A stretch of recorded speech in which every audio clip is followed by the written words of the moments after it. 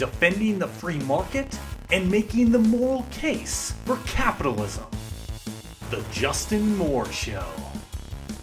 Hey everybody, welcome to the Justin Moore Show, where we make sense of what's going on in this crazy, insane, out of control world. Yes, ladies and gentlemen, I am back. I was on the Contra cruise, and after getting back, I got a head cold, and so it's like, okay, I got to hold off on an episode, make sure I'm right, so I can actually kind of talk and you guys can understand what the hell I'm saying.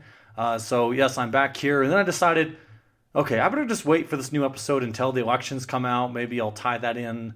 And so with that just occurring, a lot of commentators were talking about a blue wave. The Democrats were going to take and seize power and kick Trump out of office. Well, I wouldn't say it was necessarily a blue wave, but the Democrats, they did take the House. And Pelosi, she's getting all giddy. She thinks she's going to be the next Speaker of the House, which she was until she lost power when the Republicans took the House again from her after the Tea Party in 2010. And so I think right now, as of now, the Democrats have 226 seats in the House. And to have a majority, you need to have 218. So they have enough there. There's 198 Republicans, and there are still 11 seats that there's not official results yet. Like, they're too close to call, and we're still waiting on that. So I'm not sure where those 11 are going to come from. If they're going to go to Democrats, Republicans, or I wasn't looking up, where all that is. I don't really care all that much. Okay, Democrats, they got the House. All right. So, from a libertarian sort of perspective, divided power, that can be a good thing. Because, and it is. Because now, well, hell, let's look back. My last episode I did before leaving on the cruise, what was I talking about? That we've added $1.3 trillion to the national debt, and this is under Donald Trump. This guy was talking about draining the swamp. And here we're adding to the debt, it's like Obama is still president. But here, all these Republicans, and there was the Tea Party in 2010.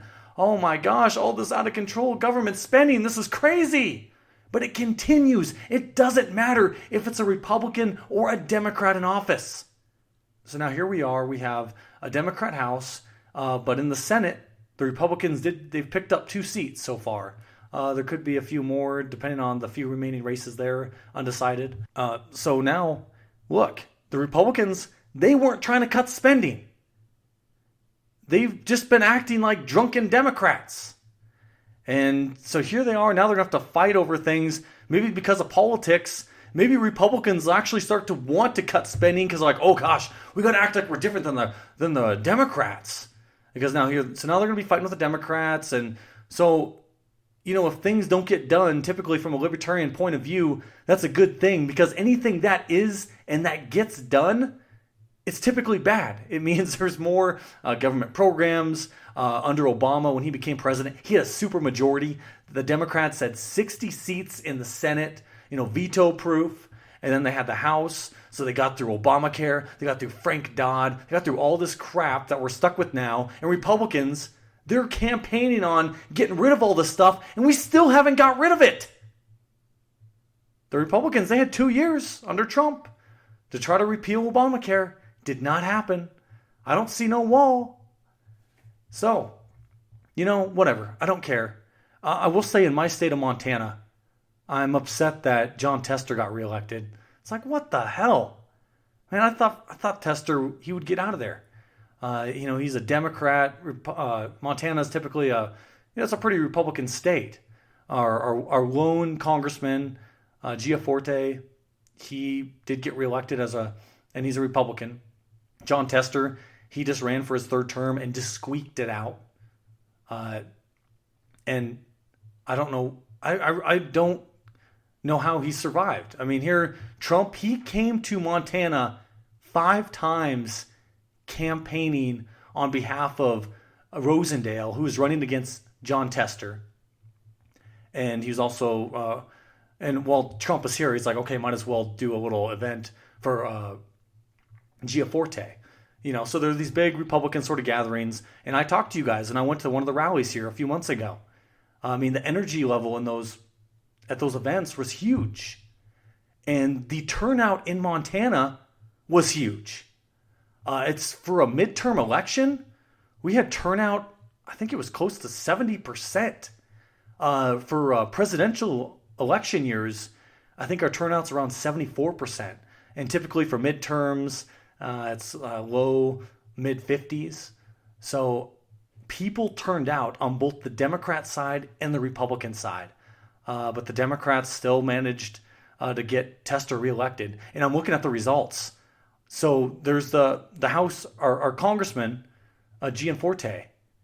He got, you look at the votes, the Libertarian candidate, whether you're looking at the Tester race or with Gianforte, the House race, there's about 14,000 Libertarian votes. And Tester won by, I think, about 16,000.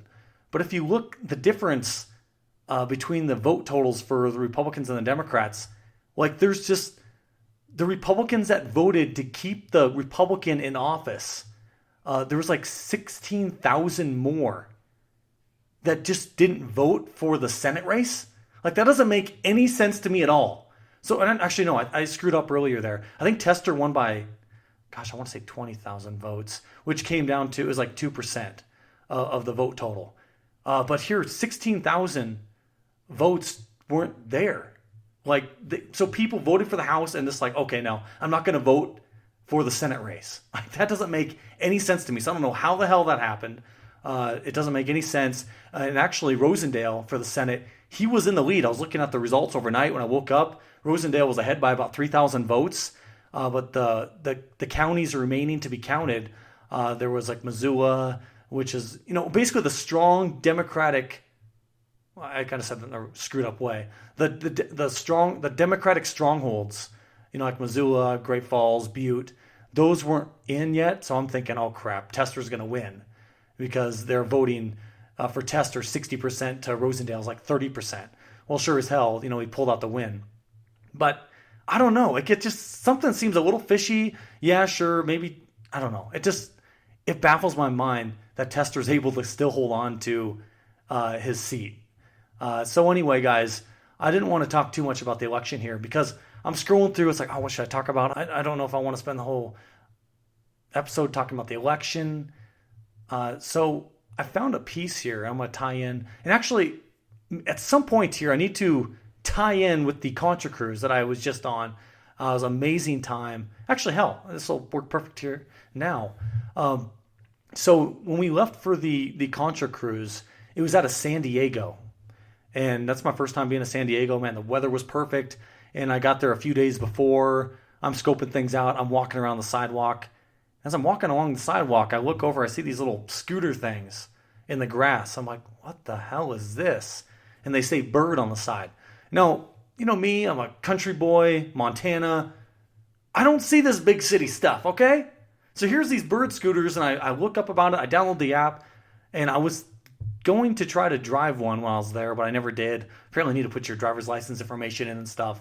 But in a lot of these big cities, they have these things. This is remarkable and just shows the ingenuity of the free market.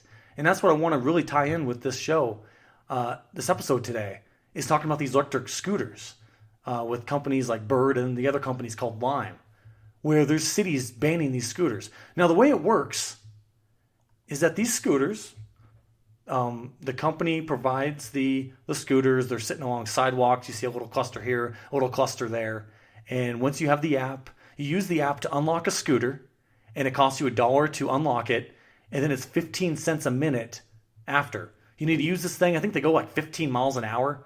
So if you just need to go a few blocks, man, it's better than walking. It's cheaper than using an Uber. It seems like it's kind of fun. Man, I haven't been on a scooter since I was a kid. It's like, that seemed pretty cool. So I might have to go fly out there again just to go try this thing out. But when I'm reading about these things, and when I came across this article, it's like, oh my gosh, these people make my blood boil. And this is the title of it. This is from Investors Business Daily. Electric scooters. Why are so many progressive cities banning progress? Oh, yes. And so it starts out here. Man, I'm kind of losing my voice right now. Okay, here it is. Later on in the article here from Investors Business Daily, it says here, the two biggest scooter companies, Lime and Bird, are already valued at $1.1 billion and $2 billion respectively, according to IBD's Aparna Narayana. These companies didn't even exist 2 years ago.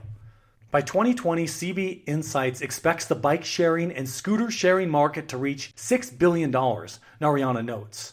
This is a prime example of how the free market works. Without any planning or government involvement, this new service exploded on the scene. As a result, commuters suddenly have a new, efficient, non-polluting way to get around cities. These electric scooters are also a prime example of how government at all levels thwarts innovation and hurts consumers. Rather than embrace scooters, city officials have recoiled. Several, including some of the most liberal cities in the country, have banned them outright. In California, San Francisco banned the scooters, and I was there as part of the Contra cruise there. One of our stops was San Francisco, which our cruise wasn't even supposed to go to San Francisco. When I got there, and I don't even know how much I want to get into here, basically, I kind of went through hell to get there. I rented a car. I drove from Billings to Denver because flights got full.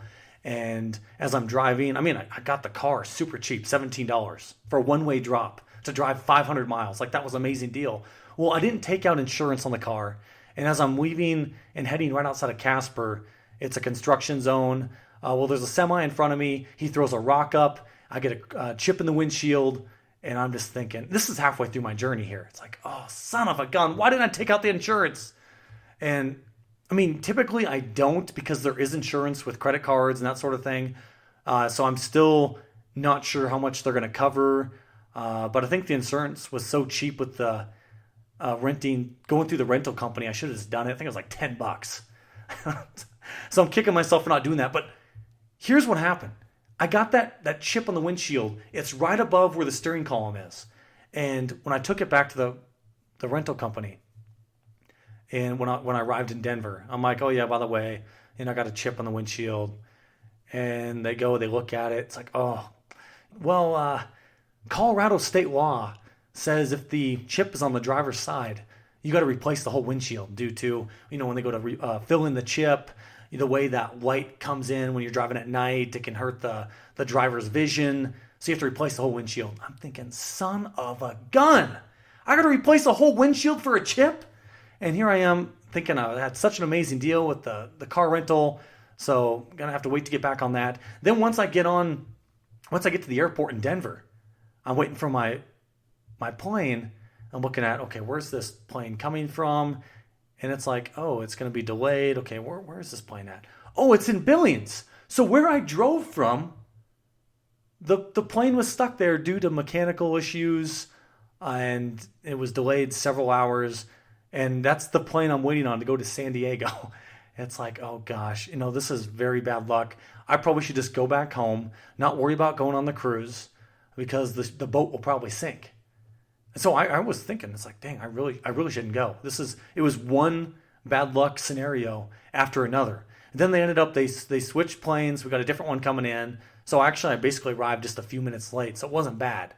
But then when it's time to board the ship for the trip, I see some news article. Oh, there's a hurricane coming our way. And the very first stop that we were supposed to stop at was in Mexico, Puerto Vallarta. And the hurricane was headed right for it. So we got an all-new itinerary. We never went to any of the 3 stops that we should have went to. And we ended up going to San Francisco, stayed there overnight, then right outside of LA. And then we went to Catalina, which I went there as a kid. And then the last stop, we actually finally did make it to Mexico. We went to Ensenada. If it was just me going on a cruise, and like this is my vacation, trying to go to see different parts of the country, parts of the world, I would have been kind of upset. But because it was the Contra cruise, I'm going because of the group. I like hanging out with these people. They're great people. Seeing Tom Woods, Bob Murphy. I really didn't care. It's like, it's fine. At least I get to see all these guys again. And so it turned out it was still a great trip. But yeah, there's those little issues. So anyway, and actually, I guess I will say one other thing on the Contra cruise before I continue on with this article here. So the cruise ship, Man, it was with Holland America. Now that's typically, I guess they cater to an older crowd. So besides us that were in the group, the crowd there was very old. I don't want to offend anyone out there who is older, but I'm just saying. I mean, you're looking at least 65. Now you're probably looking at 70 plus. Oh man, when I'm trying to head to dinner sometimes, and I'm walking down my little, in these cruise ships, the little hallways are super narrow and they're super long. Well, here I am. I don't know how many times I got stuck behind this guy. You know those guys that, it's not a walker, but it's like a little scooter thing where they put the one leg on the chair and they kind of push themselves. I keep getting stuck behind this guy and I'm walking like 2 miles an hour. It's like the one time I was able to kind of squeeze by him and just pass him. It's like, I got to get to dinner, man. I can't be, pissing around behind you. So I just booked it. Yeah, but man, I'm so used to, I kind of walk faster anyway. And just, oh man, just walking behind people going so slow all the time. I guess with the older crowd, the one thing I really would like to do, I wish I had like a pinochle tournament. I love pinochle, and I know a lot of the older people, they love pinochle too. There was a lot of bingo going on, which I never did be a part of. But yeah, the cruise in general, the group was great. There was about 80 of us in the group. Getting to see Tom Woods and Bob Murphy again was awesome. Actually, the very last night of the cruise, usually on these cruise ships, they have karaoke every night, and I've been in the karaoke contests, and I've made the finals and so forth. Well, this ship did not have that. So I guess maybe the older generation, they don't typically like the karaoke or whatever. It's just more about the bingo. I don't know. So the very last night, there's a group of us that got together, and I guess I wasn't the one to figure all this stuff out because I understand all the technical stuff and what it all needs and what connectors and everything you need. Well, the room that we used for many of our little conference gatherings and all that, we ended up having a computer set up, someone that paid for the internet on the cruise. We used YouTube and we did karaoke there. And we had a speaker set up and all that. Well, I have a video I posted on Facebook, and you guys can go look it up. Maybe I can try to share it on my Twitter, so it's easier for you to access. But it's me. I think it's the very last song that everyone sang. I was talking with Tom Woods. I'm like, hey, we should do a duet. And then he's all telling me yada yada yada. We're going back and forth, and we agree on doing Sweet Caroline. And then so it's Bob Murphy, Tom Woods, and me. Which those are the two guys putting on the cruise. I let them have the mics. I'm kind of the background guy. So we got the whole song. So here I am at the very beginning. I'm just kind of along the side, and then I'm trying to get everybody else into the song and doing the bum bum bum, all that sort of stuff. But it was just an amazing time. I love going on this cruise. I've been on all 3 so far, and I really do want to go back next year. It is going to be a cruise, an Alaska cruise, which I know for many of you out there, your ears just perked up. For a lot of people, going on the Alaska cruise, like that's a bucket list item. So do what you got to do. Save up. These events are worth it. Getting to connect with like-minded people. I've made lifelong friends going on this cruise every year. I look forward to it every year. There's just some things you just look at. It's like, okay, it's going to cost me some money, but I got to do it. It's important to me to do it. And it's high on my priority list, and I do it. So anyway, the cruise was awesome, I guess is my conclusion. And to keep it short, so back to the article here, and I kind of diverted from what I was saying earlier, and I don't remember what the hell I was talking about, or I tied in with the cruise. But anyway, let's get back to this article about these little scooters here. So, yeah, the government steps in. Here's the free market. They come up with some ingenious idea. These scooters, you can't believe it. Usually, you got the little bikes, you got the little padlocks on them, and you got to keep them all locked up so people can't steal them. These little scooters are just chilling along the sidewalk, just hanging out. And you scratch your head, you're like, how does this work in? People could just steal these things? No. It's because of the GPS thing. If someone stole them, they could track them. I'm sure there's got to be some criminals out there that know how to get rid of the GPS tracker, whatever. I don't know. But so far, they're not. Well, anyway, the free market goes, they come up with this idea with these scooters just hanging out. You need to be able to go a short distance. These scooters can get you there. They're all over the place. When I was walking around, I couldn't believe it. Just walking 2 blocks, so I went to this little restaurant by my hotel. I probably saw like 12 of these scooters. It's crazy. I mean, obviously there's nothing like this in Montana because everything's so far apart. You got to use a car, so they're not really ideal for scooters unless maybe right in downtown Billings, or I guess Missoula. Man, those little hippies, they would love those scooters. So anyway, continuing on. Man, I'm really losing my voice. Seattle told scooter companies they couldn't operate in the city until the government set up a permit program, which it wouldn't do until it had a bike sharing program in place. But after setting that up, it still hasn't let scooters in. And this just makes my blood boil. Seattle's bike sharing program doesn't do its residents much good either. The permit fees are huge. It limits the number of bike sharing companies to 4 and allows only 20,000 bikes to operate. Washington, D.C. only lets each company operate 400 scooters in the city.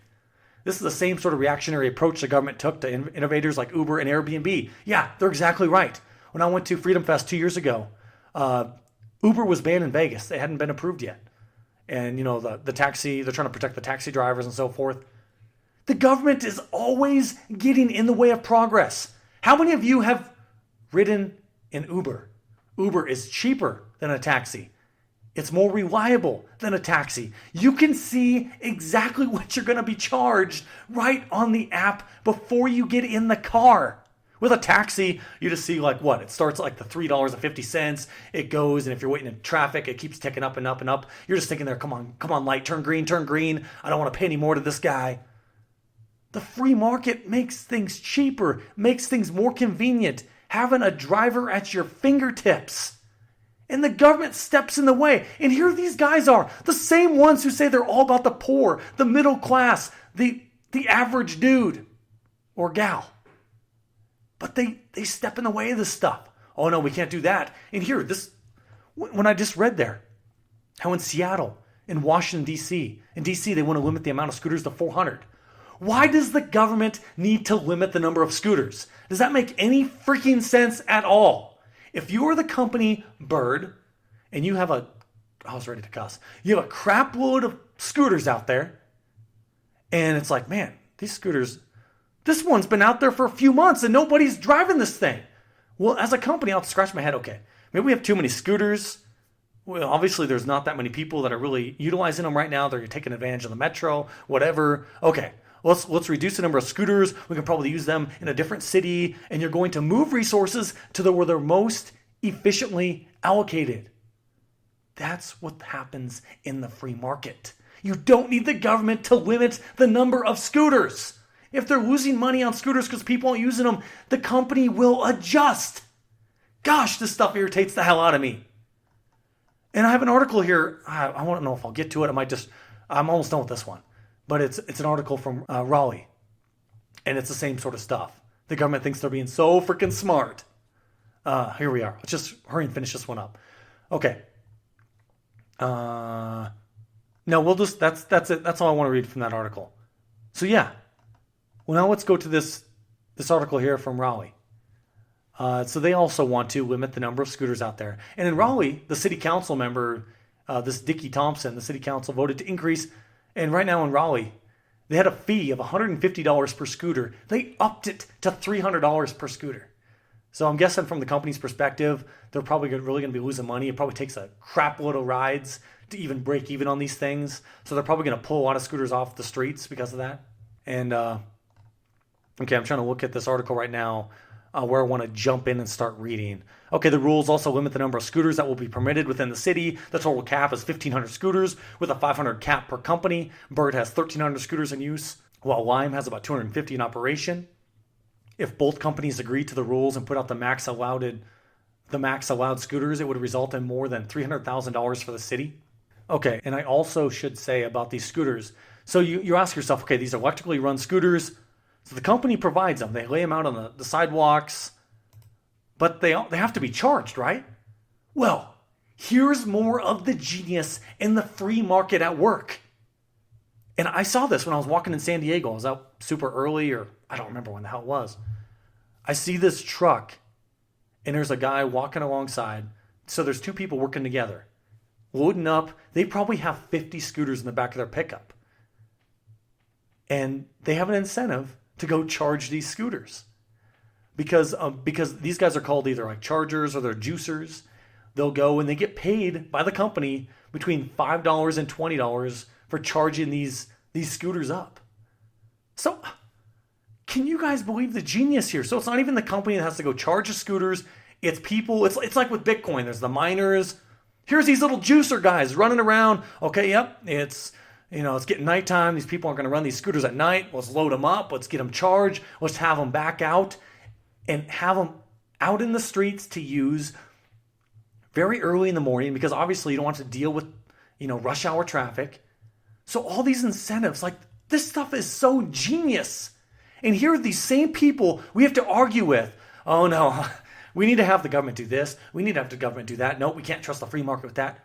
Are you freaking kidding me? How many people, they live and die by Uber? Like, oh my gosh, I love Uber. What would I do without Uber? Uber's a relatively new thing. It's only been here for, I guess, 5-10 years now. I mean, it really got big in the last 5 years. And now here's these scooters.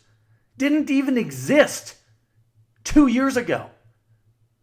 And now they have, over $1 billion market caps. This is crazy. This is the world we are in today. It's always changing. And what is the best way to deal with an always changing sort of society due to technology and innovation? How? What's the best way to do it? It's through the free market. The free market, we're able to adapt. Entrepreneurs adapt to the changes. They foresee possible new changes and taking advantage of it, being the first ones to move. These big bureaucratic companies, they're always the last ones to move. Look at Kodak.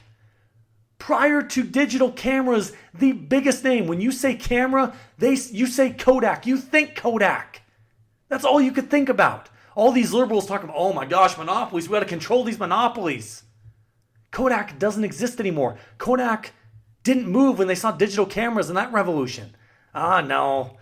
People are always going to use, they're always going to use the film. They need to go to a store to get it all. You need the film to be processed. No, digital's not going to catch on. Well, they were wrong, and they went bankrupt because of it. You have to be going where you think the consumers are going to be. And the best way to do that is with the free market, is letting entrepreneurs being able to profit from these brilliant moves and these brilliant innovations. And these brilliant innovations make our life better. They make our life easier. And here the government wants to get in the way of that. This stuff pisses me off. Here we got these elections with all these politicians. Oh, this is what I can do for you. Blah, blah, blah. Well, you know who can do the best for us? It's not politicians. It's the free market. It's entrepreneurs busting their butt because they want to make some money. But when they're making some money, how are they making some money? Because they're providing value for you and me. Isn't that beautiful? That's why capitalism works. That's why capitalism is the best system out there. It's based on human nature. And just to continue off, I'm just going to read just a little bit more from this article from Raleigh. And we're going to just wrap this thing up. I'm talking way too damn much. This is really going to make your blood boil. So this is going on. They're talking about, okay, yada, yada, yada. We got to limit the number of scooters out here.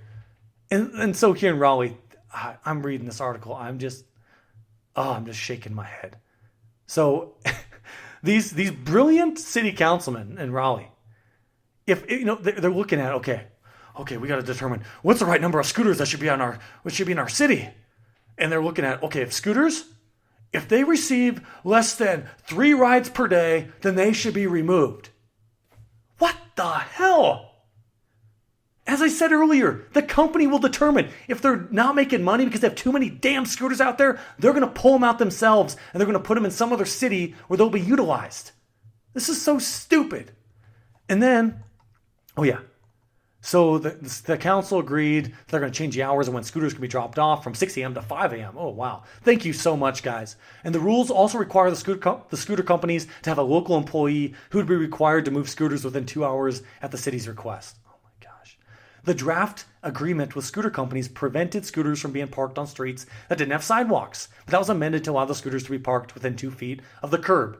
Other rules in the agreement include, here we go, just a few bullets and we're wrapping this thing up. The scooters must meet local, state, and federal standards for manufacturer safety, financial responsibility, and registration. Okay, here we are. 20% of scooters will be in the city described communities of concern, and the companies must submit a plan to reduce barriers to low-income people. I'm losing my hair as it is. I'm losing it here.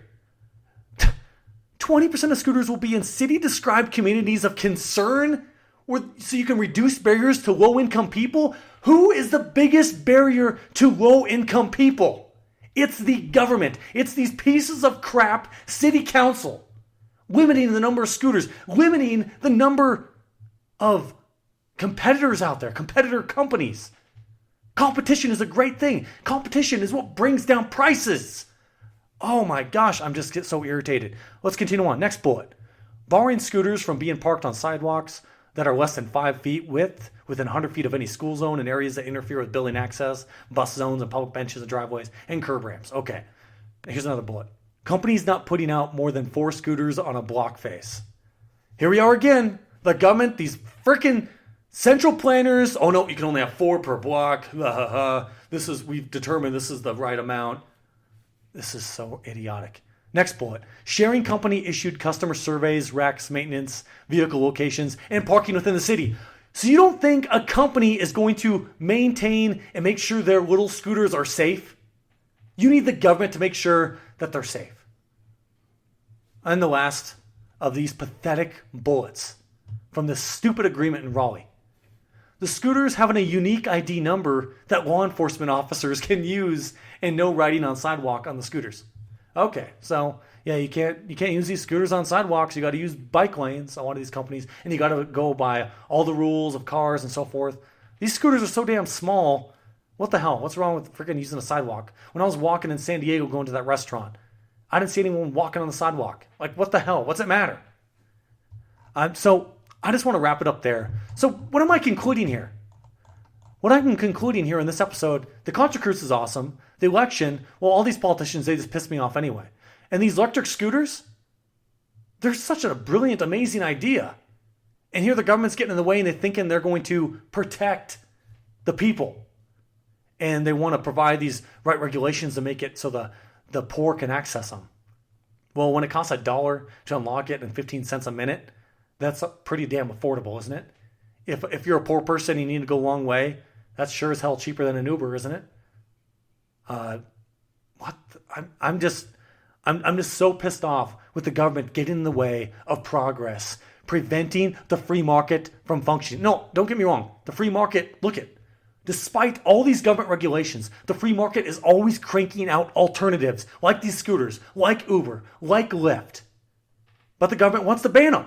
That's the first thing they want to do. The things that can best help the poor out there, the government wants to stop. Ladies and gentlemen, we need to defend the free market. We need to make the moral case for capitalism because the capitalism is the best way to help everybody out there. Whether you're poor, whether you're middle class, whether you're rich or not. You need more production in society. You need people to produce. The people who get rich in a capitalist society are the people who provide the most value. That's what these entrepreneurs are doing. They're providing value to everyday Americans, making their commute easier. If you're going to go to the grocery store, having a little frickin' scooter to drive around, and you can get there quicker, and you don't want to walk, whatever. Ladies and gentlemen, this is what we're up against. We're up against a bunch of these little nanny state pieces of crap. And that's why we need to do what we can to, like I said, and like I start every damn show, by defending the free market and making the moral case for capitalism, because that is the answer. That is how we help people of any class. And I'm ending it right there, right on that note. Ladies and gentlemen, you can go to my website, go to justinmooreshow.com. More is spelled M-O-H-R. You can catch up on old episodes. You can donate to me via Patreon. Go to patreon.com/JustinMooreShow. Donate to my show, join Tom Wood's Liberty Classroom. You can do all that. I will be back next week, and I have some interviews I hope to get done so you can have a change of pace here. And I need to get a drink of water because I am losing my voice. Ladies and gentlemen, until then, this is Justin Moore, signing off.